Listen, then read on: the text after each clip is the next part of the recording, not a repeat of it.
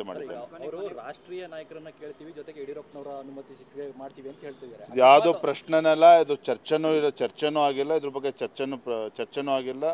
ಅದನ್ನ ಸ್ಪಷ್ಟಗೊಳಿಸಿದ್ದೇನೆ. ಸಂಘಟನಾ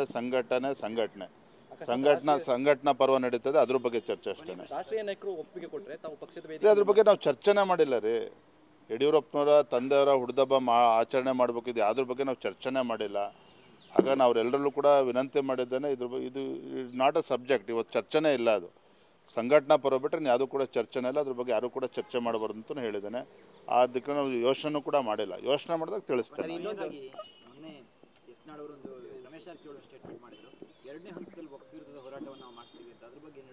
ಮಾಡಲಿಲ್ಲ, ಅವ್ರು ಏನು ಹೇಳಿದ್ರೆ ನನಗೆ ಗೊತ್ತಿಲ್ಲ.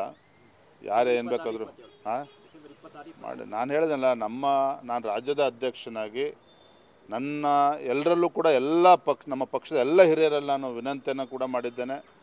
ಮೊನ್ನೆ ಶಾಸಕಾಂಗ ಪಕ್ಷದ ಸಭೆಯಲ್ಲೂ ಕೂಡ ನಾನು ಮಾತನಾಡಿದ್ದೇನೆ. ನಮ್ಮ ಮುಂದೆ ಇರತಕ್ಕಂಥ ಆದ್ಯತೆ ಸಂಘಟನಾ ಪರ್ವ, ಸಂಘಟನೆ ಬಲಪಡಿಸ್ತಕ್ಕಂಥದ್ದು. ಇದು ಬಿಟ್ಟರೆ ಯಾವುದೂ ಕೂಡ ವಿಚಾರಗಳಿಲ್ಲ. ವಕ್ಫ್ ವಿಚಾರ ಕೂಡ ಭಾಳ ಗಂಭೀರವಾಗಿರ್ತಕ್ಕಂಥ ವಿಚಾರ. ಸದನದಲ್ಲೂ ಕೂಡ ಅದನ್ನು ಪ್ರಸ್ತಾಪ ಮಾಡಿದ್ದೇವೆ. ಬಂಡ್ರಿದ್ದಾರೆ ಸರ್ಕಾರ. ಇದ್ರ ನಡುವೆನೂ ಕೂಡ ನಾವು ರೈತರ ಪರವಾಗಿ ನಿಲ್ತಕ್ಕಂಥ ನಮ್ಮ ಕರ್ತವ್ಯ ಇದೆ. ಅದ್ರ ಕಡೆನೂ ಕೂಡ ಗಮನ ಕೊಡ್ತೇವೆ. Thank you.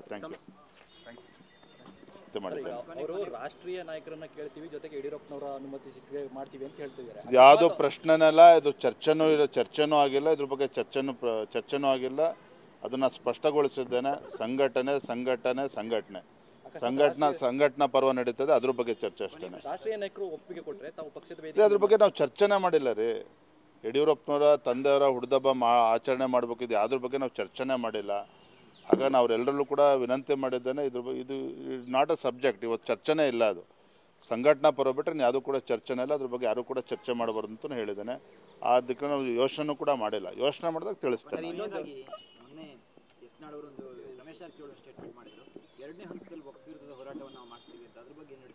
ಮಾಡಲಿಲ್ಲ, ಅವ್ರು ಏನು ಹೇಳಿದ್ರೆ ನನಗೆ ಗೊತ್ತಿಲ್ಲ.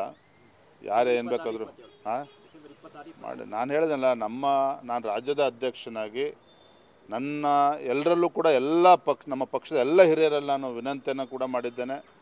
ಮೊನ್ನೆ ಶಾಸಕಾಂಗ ಪಕ್ಷದ ಸಭೆಯಲ್ಲೂ ಕೂಡ ನಾನು ಮಾತನಾಡಿದ್ದೇನೆ. ನಮ್ಮ ಮುಂದೆ ಇರತಕ್ಕಂಥ ಆದ್ಯತೆ ಸಂಘಟನಾ ಪರ್ವ, ಸಂಘಟನೆ ಬಲಪಡಿಸ್ತಕ್ಕಂಥದ್ದು. ಇದು ಬಿಟ್ಟರೆ ಯಾವುದೂ ಕೂಡ ವಿಚಾರಗಳಿಲ್ಲ. ವಕ್ಫ್ ವಿಚಾರ ಕೂಡ ಭಾಳ ಗಂಭೀರವಾಗಿರ್ತಕ್ಕಂಥ ವಿಚಾರ. ಸದನದಲ್ಲೂ ಕೂಡ ಅದನ್ನು ಪ್ರಸ್ತಾಪ ಮಾಡಿದ್ದೇವೆ. ಬಂಡ್ರಿದ್ದಾರೆ ಸರ್ಕಾರ. ಇದ್ರ ನಡುವೆನೂ ಕೂಡ ನಾವು ರೈತರ ಪರವಾಗಿ ನಿಲ್ತಕ್ಕಂಥ ನಮ್ಮ ಕರ್ತವ್ಯ ಇದೆ. ಅದ್ರ ಕಡೆನೂ ಕೂಡ ಗಮನ ಕೊಡ್ತೇವೆ. Thank you.